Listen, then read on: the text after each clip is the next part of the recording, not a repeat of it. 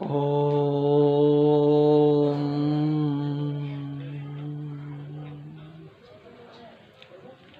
सभी को प्रणाम, नमस्ते। आज फिर हम एक ऐसे विषय पर बात करेंगे जो व्यापक है, और न केवल व्यापक है बल्कि मैं ये कहूँगा कि ये प्रत्येक घर घर की कहानी है। और विषय है बच्चे तो भगवान का रूप होते हैं।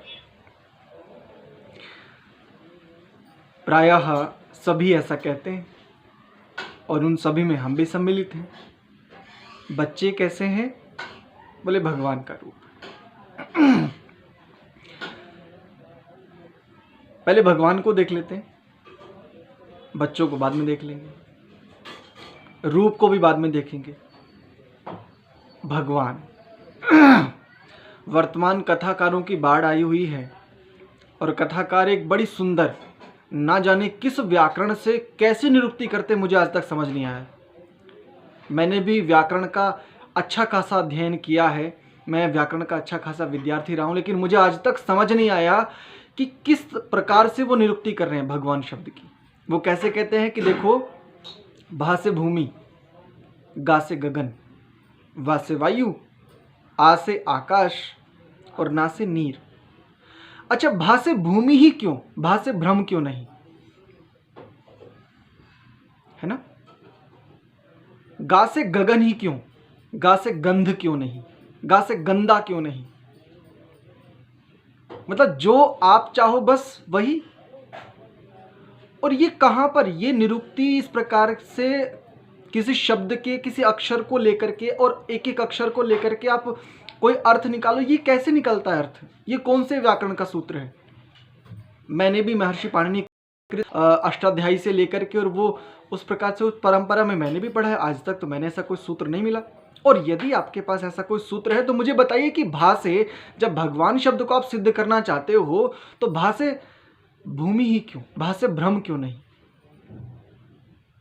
भय से भाव क्यों नहीं?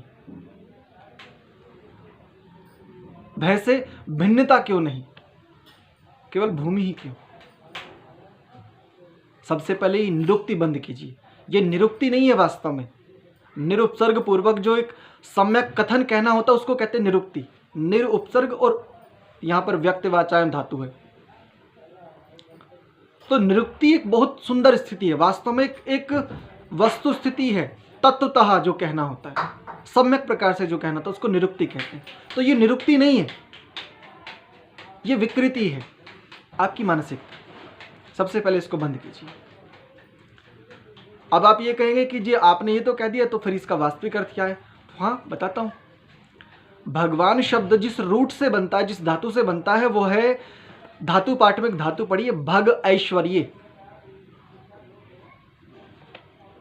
कौन सी धातु है? भग ऐश्वर्य। इस धातु से भगवान शब्द सिद्ध होता है।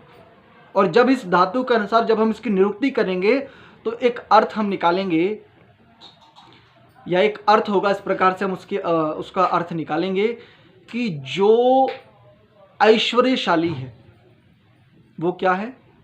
भगवान। आज एक और गुत्थी खोल देते हैं। या तो हम किसी मनुष्य को ही भगवान मानेंगे, और एक और दूसरा पक्ष है वो मनुष्य को कुछ नहीं मानेगा, मनुष्य को मनुष्य भी मानने को तैयार नहीं है। एक पक्ष ये है कि एक मनुष्य को ही भगवान मान लिया, बस अंतिम सत्ता वही है, उसके अतिरिक्त कुछ नहीं है। जो स्वयं गर्भ में आया, जिसने स्वयं दुख सुख वो उस प्रकार से सहे हैं, हम उसी को या तो एक पक्ष ये वाला है, और एक पक्ष ये वाला है कि वो मनुष्य को मनुष्य मानने के लिए तैयार नहीं है।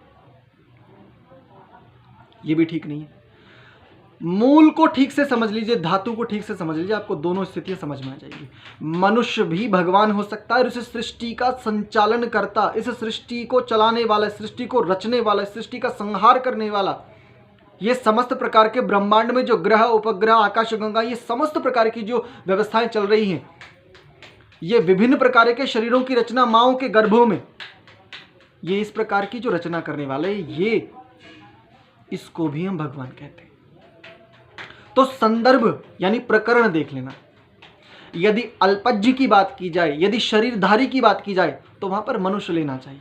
वहां पर सृष्टि का संचालन करता नहीं हो सकता। अरे जो स्वयं मनुष्य शरीरधारी है, और मनुष्य का शरीर एक ऐसी कुछ घटकों का समुच्चय है कि यदि इस शरीर के किसी घटक को अग्नि के पास लेकर के जाया जाए तो अग्नि उस शरीर को भस्म कर देगी। तो ये मनुष्य शरीरधारी सूर्य को कैसे बना देगा यदि आप केवल मनुष्य को ही भगवान मान करके बैठ लोगे? यदि केवल मनुष्य को ही भगवान मानोगे तो सूर्य की रचना कौन करेगा फिर? अब कहो कि भगवान अपनी लीला से करें, तो वो लीला कहां है फिर? भाई जिसको जहां पे लीला करनी होती है उसको वहां पे उपस्थित तो रहना चाहिए। तो भगवान तो पृथ्वी पे, लेकिन लीला कर रहे हैं सूर्य पर, कैसे हो गई? एक पक्ष। दूसरे पक्ष की ओर आते हैं। एक दूसरा पक्ष जिसने थोड़ा सा सैद्धांतिक रूप से जान लिया, वो मनुष्य को मनुष्य मानने को तैयार नहीं है।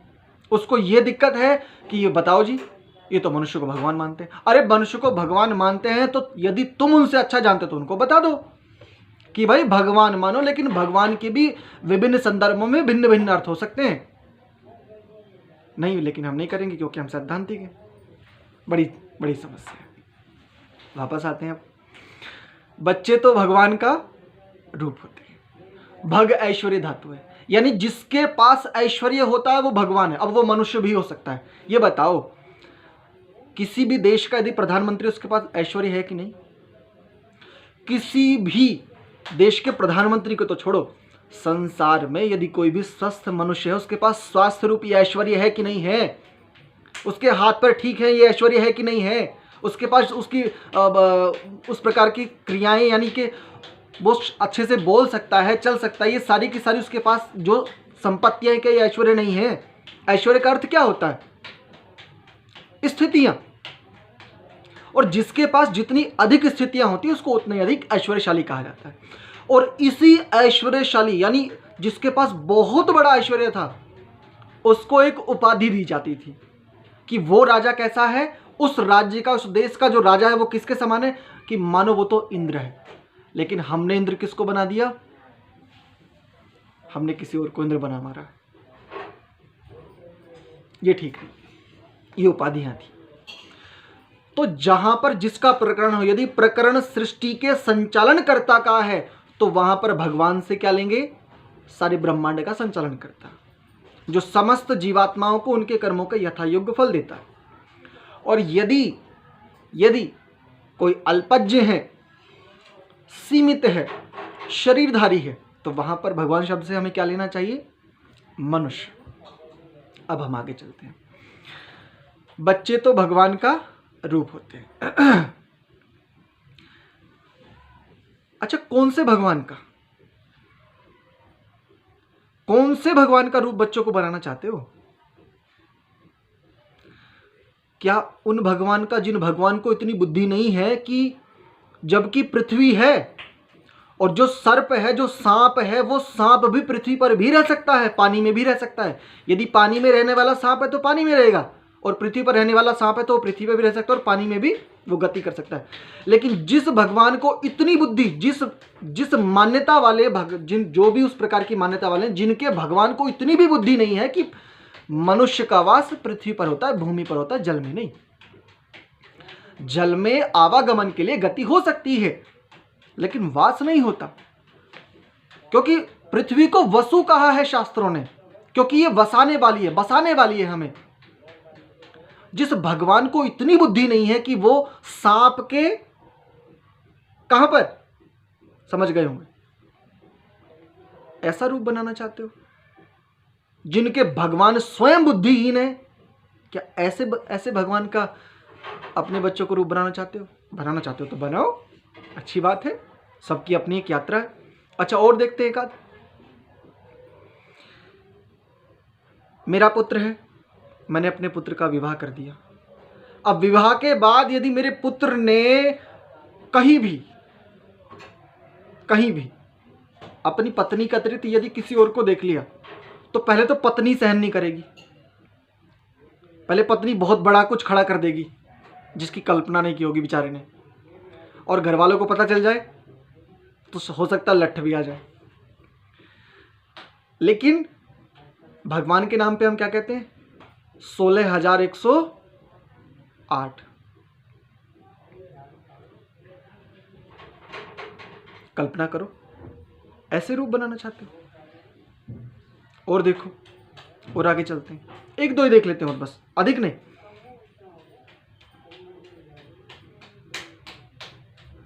हमारे यहाँ दया, करुणा, अहिंसा आदि। अहिंसा का अर्थ वो नपुंसकता, वो गांधी वाली नहीं, वास्तव में अहिंसा परमो धर्मः, है ना। लेकिन आगे वाली पंक्ति हम नहीं बोलते, एजेंडा है, बोलेंगे कैसे? धर्म हिंसा तथैव च, कि यदि धर्म के अनुसार यदि कुछ हिंसा हो रही है। अब हिंसा का अर्थ क्या होता है? बिना कारण के किसी को कष्ट बिल्कुल भी नहीं देना, यानी यदि कारण, पर्याप्त कारण उपस्थित नहीं है तो मन से भी कष्ट ना देना, यानी मन में भी उसके लिए शब्द, मन में भी उसके लिए विचार, हमारे यहाँ ये है। लेकिन यदि पर्याप्त और प्रचुर कारण हो तो रक्त की नदियां बहाने से हमारे लोग पीछे नहीं हटे हैं, उस परंपरा के वाहक हैं हम, हमें जागना चाहिए। लेकिन अपने यहाँ आज क्या है? बेटा हुआ है, क्या करना है? बोले जात चढ़ानी है, जात लगानी है। काहे की लगानी है? जो निरीह पशु है, जो मूक है बेचारा, जो कुछ कह नहीं सकता, जो अपनी संवेदनाओं को व्यक्त तक नहीं कर सकता, उस पशु को क्या करेंगे? उस पशु को भी नहीं, आश्चर्य तो इस बात का है, उस पशु के बिल्कुल कोमल बच्चे को, और कोमल से कोमल ढूंढा जाता है, उस बच्चे को क्या करेंगे? उसकी हत्या की जाएगी। और उसकी हत्या से हम उसकी इसको बोले ये भगवान है। ऐसा भगवान का रूप बनाना चाहते हो? बनाओ, कोई बात नहीं, स्वतंत्र करता। आओ आगे देखते हैं। भगवान का रूप, बच्चे तो भगवान का रूप होता है। अच्छा, रूप को देख लेते हैं। अब भगवान को देख लिया, बच्चों को देख लिया कि भाई स्थिति क्या है, रूप को देख लेते हैं। ये जो रूप है ये क्या है? ये किसका गुण है? भाई जैसे पुष्प में जो पुष्प होते हैं, फूल होते हैं, फ्लावर्स, उनमें गंध भी होती है ना। लेकिन क्या केवल गंध ही होती है? रूप नहीं होता? क्या उनमें पृथ्वी तत्व नहीं है? क्या उनमें आकाश तत्व नहीं है? तो रूप जो गुण है वो किसका है? विचार कीजिए। आते हैं और आगे। वस्तुतः ये विचार बिल्कुल निराधार भी नहीं है। इस विचार के पीछे वास्तव में क्या है उसको हमें खोजना है, उसको हमें देखना है। और इसी को कहता हूं मैं विश्लेषणात्मक संदर्भ। मैं बार बार इसी को कहता हूं कि वर्तमान में प्रचलित जो हमारी परंपराएं हैं वो वास्तव में बिल्कुल विकृत नहीं है। बस हमें बुद्धि का प्रयोग करके यदि हमने वास्तव में उस शास्त्रीय परंपरा में थोड़ा भी यदि हम गए हैं तो हमें खोजने की आवश्यकता है। वस्तुतः एक और बात इसमें जोड़ लेते हैं। बच्चे भगवान का रूप होते हैं। कैसे? आजकल छोटे छोटे 2-2 साल के बच्चे तुतला के ऐसी ऐसी गाली देते हैं कि शायद ऐसे ऐसे रिश्ते याद करवा देते हैं कि जिन रिश्तों के बारे में हमने कभी सुना भी नहीं।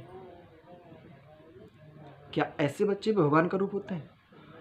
तो फिर कौन से भगवान थे जो ऐसी स्पेशल वाली गालियां, वो स्पेशल वाले इस प्रकार के रिश्ते नाते याद करवाते थे? यदि ऐसे भी कोई भगवान रहे हैं तो मैं चाहूंगा कि मुझे भी पता चले। और आप लोग जो भी इस वीडियो को देखेंगे तो कृपया कमेंट बॉक्स में बताइएगा। वस्तुतः इसके पीछे का मूल तत्व समझने का प्रयास करते हैं। बच्चा जो है वो स्वभाव में होता है, स्वाभाविक होता है। अब आप कहोगे तो इसमें कौन सी बड़ी बात है? हाँ, यही बड़ी बात है। आज की पूरी वीडियो का कंक्लूजन यही है। इसी से हम कंक्लूजन निकालेंगे। आज की पूरी वीडियो का सार ही हम इसी से निकालेंगे। स्वभाव आज तक हमने समझा ही नहीं। हम क्या कहते हैं? बोले उसने चोरी कर ली, बोले इट्स नेचुरल। वो कहीं पे कुछ भी गलत काम करके आ गया, इट्स ओके यार, इट्स नेचुरल, ये स्वाभाविक है। लेकिन स्वभाव इस शब्द को हमने आज तक समझा नहीं। समझ लीजिए, स्व और भाव 2 शब्द हैं इसमें। भाव शब्द को छोड़ दीजिए, केवल स्व को समझ लीजिए। सेल्फ, निज, स्वत्व। ये संसार में जितना भी उपक्रम है, बच्चे पैदा करना, शादी करना, नौकरी करना, पेशा करना, माँ बाप की सेवा करना, जितना भी उपक्रम है, ये सब सत्व की सिद्धि के लिए है। ये सारा का सारा स्व के लिए है। और यदि आप चेतना के इस स्तर पर स्थित हैं और चेतना के इस स्तर पर स्थित रह करके यदि आप कहते हैं कि मैं स्वभाव में हूं और it's natural, you are right. और अगर आप यहां नहीं हैं, अगर आप शराब पीने को कह रहे हैं कि इट्स नेचुरल, तो कुछ गलत है। चेतना का तो ये लक्षण है ही नहीं। चेतना का तो ये, मैं कहूंगा चेतना का तो गुण धर्म दोष में आता ही नहीं। यदि आप केवल अपनी जिह्वा की तृप्ति के लिए, केवल जिह्वा तृप्ति के लिए यदि किसी दूसरे को वध कर करके उस रूप में यदि भक्षण कर रहे हैं और आप कह रहे हैं इट्स नेचुरल, चेतना का ये लक्ष्य ही नहीं है, चेतना का स्तर ही नहीं है, कहीं ना कहीं तो गड़बड़ है। स्व यानी अपना, और अपने अनुसार अपना कौन? क्या ये शरीर, मन, बुद्धि, ये आंखें, ये हाथ पैर, ये पूरा का पूरा तंत्र, क्या इसको अपना कहोगे? क्या इसके अनुसार? स्व यानी केवल शरीर को, क्या केवल शरीर के अनुसार? अरे भाई, इसको समझना पड़ेगा। ये शरीर एक ऐसे समझो जैसे एक कार है। कार अपने आप चलती है क्या? कार को चलाने वाला एक ड्राइवर होता है कि नहीं होता?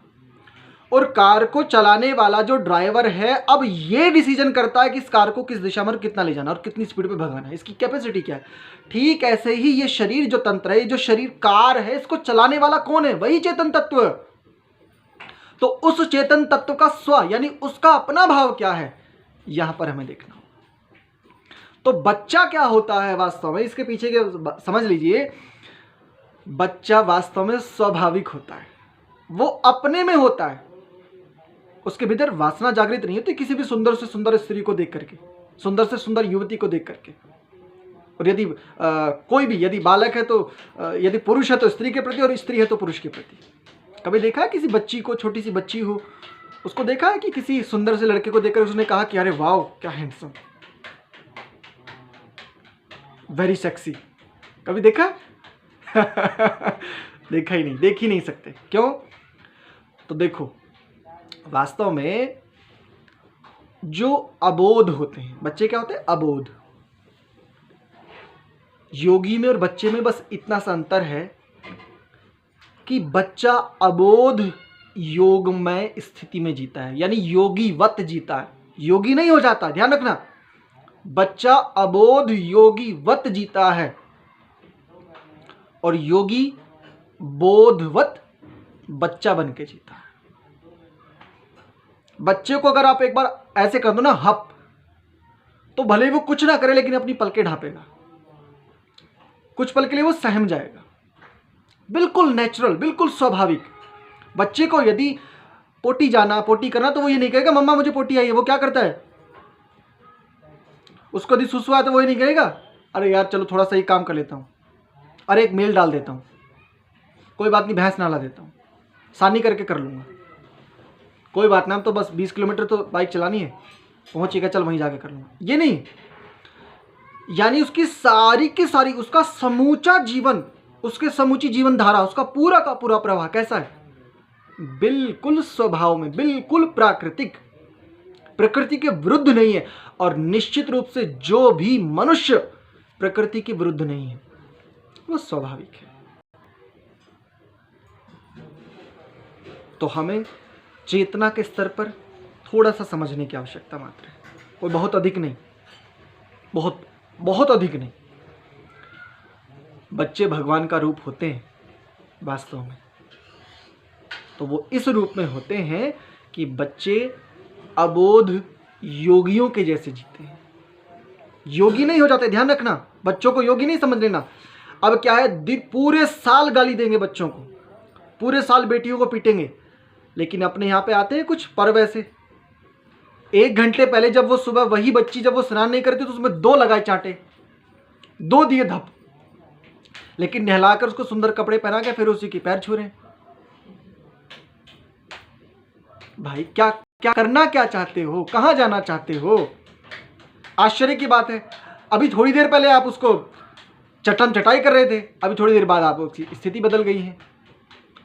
क्या वो सत्ता पहले वो नहीं थी जिस समय आप स्नान करा रहे थे? स्नान कराने के बाद इस सत्ता में परिवर्तन हो गया है क्या? क्या उस समय वो चेतना नहीं थी? क्या उसके पास वो शरीर, वो सब, क्या कुछ परिवर्तन आ गया क्या स्नान कराने मात्र से? आश्चर्य की बात है। तो बच्चे भगवान का रूप बस इसीलिए होते हैं कि वो स्वभाव में जीते हैं, और धिक्कार है हम बड़ों को, इसलिए क्योंकि हम यहां से नहीं जीते, फिर स्वभाव से नहीं जीते, फिर हम यहां से जीने लगते हैं। हमारे भीतर कुछ हो लेकिन हम बाहर कुछ और ही दिखाते हैं, और इसको कहा जाता है आज के समय में समझदारी, प्रोफेशन, प्रचलन। और जिसमें ये स्किल जितना जितना अधिक डेवलप होता जाता है उसको क्या कहा जाता है? ये वास्तव में एक प्रोफेशनल व्यक्ति है भाई, इसका व्यक्तित्व तो वास्तव में बहुत ही उत्तम है। लेकिन जब कभी वो आकलन करेगा ईश्वरीय व्यवस्था में, उसको यदि ऐसा अवसर मिला कभी, तब उसको समझ में आएगा कि भाई चेतना के स्तर पर कहां हो। चाहे तुम जिस लिए भी कर लो, कुछ भी कर लो, ये बताओ, ये शादी, विवाह, बच्चे, नौकरी, पैसा, माता पिता की सेवा, पत्नी के लिए आवश्यकताओं की पूर्ति, अपने जीवन के लिए, सब किस लिए है? ये पूरा का पूरा खाना पीना, हगना मुतना, सोना जागना, ये सब किस लिए है? इसका कुछ तो लक्ष्य होगा, कुछ तो कहीं तो जाना होगा इन सबको करते हुए। या बस जैसे हमारे पूर्वजों ने जन्म लिया, खाए पिए, बड़े बच्चे पैदा किए, बड़े किए, शादी हो गई, ये हो गया, वो हो गया, बस मर गए, खत्म। ये तो ऐसे हुआ कि मैंने एक फॉर्च्यूनर खरीदी थी, फॉर्च्यूनर खरीद करके उसमें पेट्रोल भरवाता गया और बस चलता चला गया। जब खत्म हुआ फिर पेट्रोल भरवाया, फिर चलता चला गया। लेकिन भाई फॉर्च्यूनर खरीदने का कोई तो उद्देश्य होगा, उस यात्रा का कोई तो उद्देश्य होना चाहिए। तो हमारी भी चेतना की इस यात्रा का, इस मनुष्य जीवन रूपी यात्रा का कुछ तो उद्देश्य होना चाहिए। ये हमारे जीवन के, ये समझ सकते हैं कि ये संदर्भ हैं, ये आयाम है हमारे जीवन के। विवाह, गृहस्थी, अध्यापन, बच्चे जब विद्यालय यानी अध्ययन, ये सब हमारे जीवन के विभिन्न प्रकार के आयाम हैं। पैसा, स्थिति, स्टेटस, ये सब कुछ भी, XYZ, एवरीथिंग। लेकिन जाना कहां है? इन सब के करने का उद्देश्य क्या है? और ये उद्देश्य हमें तब समझ में आएगा जब हम कम से कम ये समझेंगे कि हम मनुष्य शरीरधारी केवल शरीर नहीं। या इस बात को मैं दूसरे तरीके से कहूं तो जब हम कुछ तनिक भी चेतना के स्तर पर जीना आरंभ करेंगे, यदि चेतना यानी स्वत्व समझ में आ गया है, यदि स्वभाव में जीना आरंभ कर दिया, अपने भाव में, चेतना के भाव में यदि जीना हमने आरंभ कर दिया, तो फिर बच्चे वास्तव में भगवान का ही रूप होंगे। और ईश्वर करे हम भी उस ओर बढ़ें। हम में और बच्चों में एक अंतर हो सकता है, हम वास्तव में बहुत सम्यक दृष्टि वाले, चेतना की सजगता में वास्तव में बहुत सुंदर बच्चे हो सकते हैं। एक बच्चा किसी को आंख मारे, यानी एक छोटी सी बच्ची अगर किसी लड़के को आंख मारे, कोई कुछ बोल ही नहीं सकता, कुछ भी नहीं कहेगा। ठीक है, ऐसे एक छोटा सा बच्चा अगर किसी युवती को आंख मारे, कोई कुछ कह सकता है क्या? किसी ने मुझे छेड़ा, कहेगा कोई? लेकिन हम करके देखो करके देखो, पता चल जाएगा। कारण क्या है? यहां सा जो यहां का जो है ना, ये कचरा, इसके कारण। तो ईश्वर करे हम वास्तव में इन स्थितियों को जानें, समझें और अपने जीवन में धारण करें, और बच्चे भगवान का रूप बने। कोई आपत्ति नहीं है, लेकिन कौन से भगवान का, ये आप निर्णय कीजिए। जिनके भगवान स्वयं अंधकार में, यदि ऐसे भगवानों का रूप आप अपने बच्चों को बना रहे हो, तो आपका भविष्य भी प्रकाशमय नहीं हो सकता, प्रकाशित नहीं हो सकता। ध्यान रखना, जीवन में, वर्तमान संदर्भ में, इस जीवन में आर्थिक स्थिति हो सकता है बहुत अच्छी हो जाए, हो सकता है आप स्टेटस भी बहुत अच्छा बना लें समाज में, लेकिन किस लिए भाई? ये आर्थिक समृद्धता, ये समाज में स्टेटस, ये भी किस लिए है? सदैव रहने वाला है क्या? नहीं ना। क्यों झमेले में पड़ना है? जितना है ठीक है, लेकिन चेतना के स्तर पर जागृत होना पड़ेगा। चलिए इतना ही, फिर मिलते हैं। सभी को पुनः प्रणाम, नमस्ते।